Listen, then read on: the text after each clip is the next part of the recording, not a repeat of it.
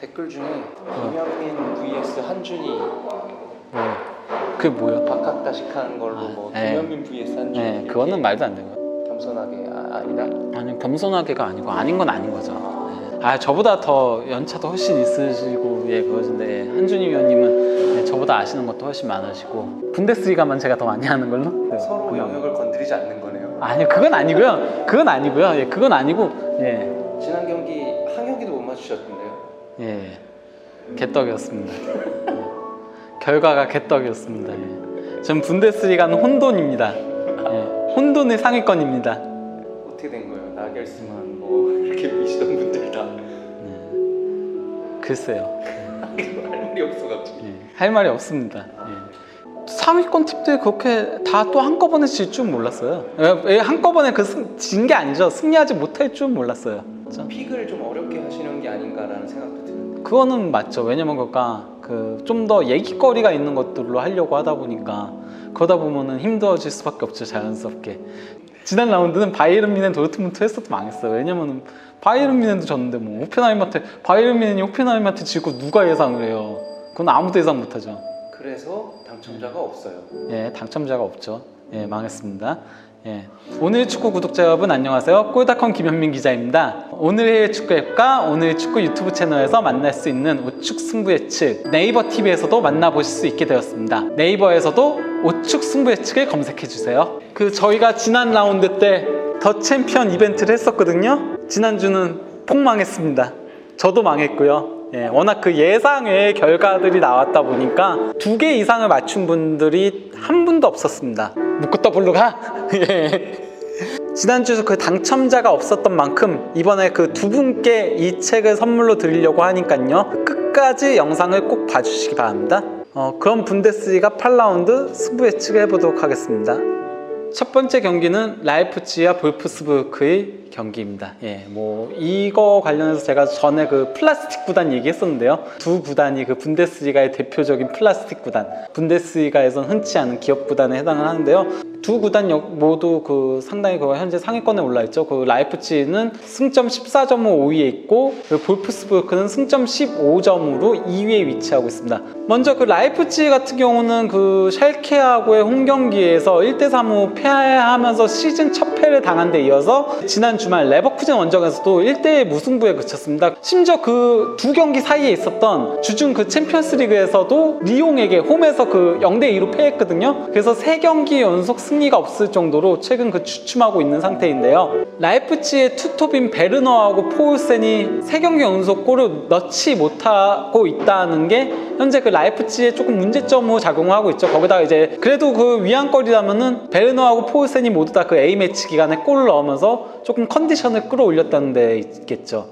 주축 수비수인 코나테가 부상을 당하면서 그러면서 실점도 최근에 연달아서 내주고 있는 모양새입니다. 볼프스부르크는 지난 주말에도 우니온 베를린에게 1대0으로 승리하면서 거기서 4승 3무 무패, 분데스리가 유일한 무패의 팀, 그리고 유럽 5대 리그에서 유벤투스와 함께 무패를 기록하고 있는 두 팀 중에 한 팀인 거거든요. 볼프스부르크의 강점은 바로 수비에 있습니다. 4실점으로 최소 실점 1위를 달리고 있거든요. 하지만 공격 같은 경우는 10득점으로 분데스리가 전체 팀 18개 팀들 중에 11위. 다소 공격은 제대로 이루어지지는 않고 있다라고 할 수 있겠죠. 대진운이 좋았다는 점을 좀 빼놓을 수는 없습니다. 실제 분데스리가 첫 7경기 중에서 승격팀 3팀을 다 만났고요. 만난 7팀이 전부 다 10위 이내의 팀이 한 팀도 없었어요. 이번이 처음으로 10위 이내의 팀이거든요. 카스테스 골키퍼를 비롯해서 브룩스, 루시옹, 그리고 슐라거, 긴책 같은 주축 선수들이 또 부상 후 많이 이탈을 했어요. 반면에 라이프치히 같은 경우는 플레이메이커인 캄프리 부상에서 복귀를 해서 팀 훈련에 합류를 했습니다.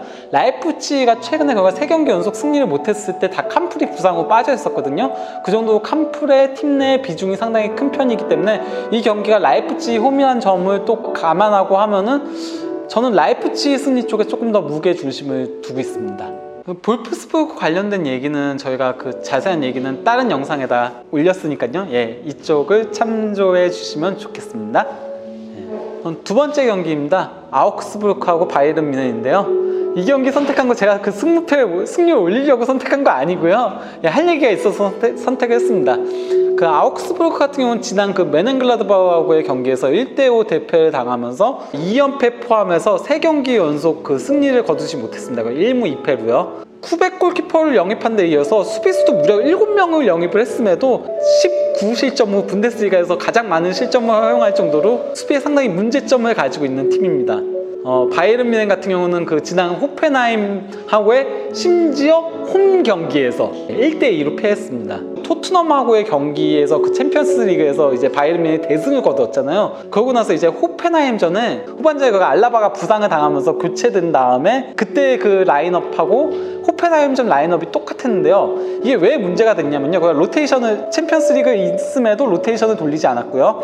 이 경기에 하비 마르티네스 둘째 아들이 생일이었대요. 그래서 가족들이 왔는데 하비가 그냥 벤치에서 계속 지키고 있다가 약간 좀 눈물을 흘리는 듯한 그런 장면을 연출해가지고 그것도 난리가 났었던 데다가 그리고 이제 토마스 밀러가 교체 출전해가지고 이제 도움을 올렸거든요. 경기가 끝나고 믹스드 존으로 향할 때 기자단에서 인터뷰를 하려고 했는데 그걸 거부하고 그냥 가버렸어요. 코바치 감독이 호펜하임전 때 이제 기자회견에서 그런 인터뷰를 했다라고 해요. 그러니까 위급 상황이 발생하면은 밀러에게 출전 기회가 주어질 것이다. 이 얘기를 했는데 부상이라던가 아니면은 징계가 있을 때만 쓴다. 라는 얘기가 되어버린 거거든요. 밀러를 사실상 이제 주전이 아닌 확실한 백업 선수다라는 식으로 얘기를 한 거예요. 이것 때문에 이제 밀러가 기분이 상했다라는 식의 보도들이 나왔고 그러면서 이제 A매치 기간 내내 토마스 밀러의 이적설이 이제 독일 언론 지상을 뒤덮게 됩니다. 그런데 밀러 같은 경우는 이제 바이에른 뮌헨에서 유스팀에서부터 시작해가지고 계속 바이에른 뮌헨에서만 있었던 바이에른 원클럽맨, 바이에른 뮌헨에 있어서는 그 아이돌과 같은 선수거든요. 루메니게 CEO도 코바치가 말을 좀 잘못했다, 좀 이런 식의 얘기들을 하면서 밀러를 우리는 보낼 생각이 없다 이런 식으로 얘기를 했거든요. 결국 이것 때문에 이제 코바치 감독의 그 선수 관리라던가 이런 것들이 또다시 도마 위에 오르내리게 됐거든요. 13승 1무 2패로 바이에른이 압도적으로 우위를 점하고 있습니다. 사실상 뭐 붙으면 이긴다라고 할 수 있겠는데요. 특히 그 레반도프스키가 아우크스부르크에게 진짜 강해요. 무려 18골 넣고 있거든요. 아우크스부르크 킬러라고 할 수 있죠. 어쨌건 그렇다 보니까 뭐 이 경기는 바이에른의 승리가 뭐 당연히 예상이 될 수밖에 없는 경기인데요. 이 경기의 관건은 코바치 감독의 A매치 기간이었을까? 로테이션을 돌릴 것인가? 특히 그 토마스 밀러가 이 경기에 선발 출전할 것인가? 이 부분을 조금 주안점을 가지고 보시면 될 것 같습니다. 밀러가 나올 것 같으신가요? 현재 독일 현지 언론들은 다 밀러가 선발 출전할 거라고 봤는데 솔직히 지난 그 호펜하임전에도 키커즈랑 이런 데서 밀러 선발 출전으로 예상했어요. 근데 밀러가 안 나왔었거든요. 코바친 마음이겠죠 뭐. 근데 이번에 안 내보내면은 조인트 깔 겁니다. 아마 루메니게나 헤네스한테 느낌상. 그 코바치 별명이 중대장이잖아요. 그 맨날 그 중대장은 실망했다 이것 때문에 실망했다는 인터뷰를 많이 해가지고 중대장이라는 별명으로 국내 축구 팬들한테 불리거든요. 그 위에 대대장, 루메니게 뭐 있으니까요. 연대장 뭐 이런 식으로 있으니까.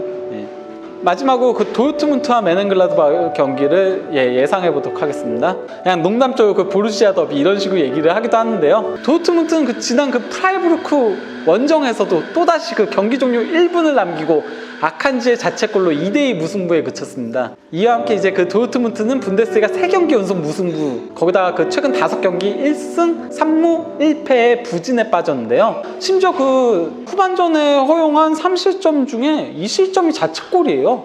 자기들이 알아서 이겨야 되는 경기들을 무승부로 만들고 있는 그런 문제점들을 노출하고 있는데요. 거기다가 그 팀 득점 같은 경우는 19득점으로 이제 바이에른 뮌헨 20득점에 이어서 최다 득점 2위이긴 한데요. 실점이 무려 11실점이나 된다는 게 이게 상당히 좀 큰 문제점을 작용을 하고 있죠. 반면 그 메넨글라드바흐는 그 지난 그 아우크스부르크전에서 5대1로 대승을 거두면서 그러면서 이제 4연승을 달리고 있거든요. 그 메넨글라드바흐가 잘 나가고 있는 이유에 대해서는 저희가 그 다른 영상에서 얘기한 게 있으니까요. 그거 참조해 주시면 감사하겠습니다. 플레아하고 그리고 엠볼로하고 마르케스 티랑 이 세 선수가 다 그 프랑스어를 쓰고 그 아프리카계로 그러다 보니까 이제 문화적으로나 언어적으로나 서로 굉장히 셋이 절친 후에 좋은 호흡을 과시하고 있다고 할 수 있겠죠. 37승 28무 29패로 도르트문트가 우위를 점하고 있습니다. 특히 그 홈에서 그 24승 12무 11패로 크게 앞서고 있는데요. 무엇보다도 최근 8연승을 달리고 있습니다. 도르트문트가 메넨글라드바흐 상대로 이렇게 8연승을 달릴 정도로 좋은 모습을 보이고 있는 이유는 바로 그 주장이자 에이스 마르코 로이스에 있습니다. 그러니까 로이스가 메넨글라드바흐에서 선수 생활을 했었잖아요. 친정팀 상대로 11경기에서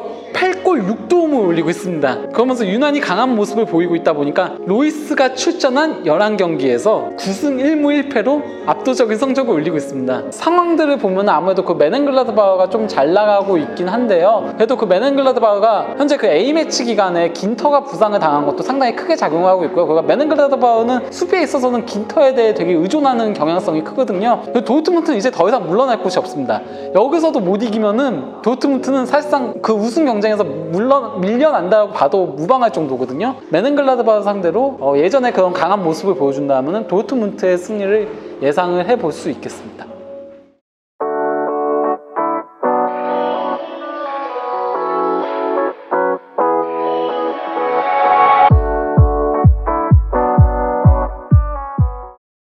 오늘 준비한 프리뷰는 여기까지고요. 여러분도 그 승부 예측 같이 해보시죠. 그 유튜브 댓글로 오늘 그 제가 채택한 3경기를 예측을 해보시고 그 가장 많이 맞추신 2분께 이 책을 선물 드리도록 하겠습니다. 하지만은 그 한 경기는 좀 그렇잖아요. 그러니까 2경기 이상 맞추신 분들께 2분께 이 책을 선물 드리도록 하겠습니다. 유튜브 오늘 축구 구독 꼭 부탁드리고요. 좋아요와 댓글도 많이 달아주세요. 우측 승부 예측은 오늘 해외 축구 앱에서도 확인하실 수 있습니다.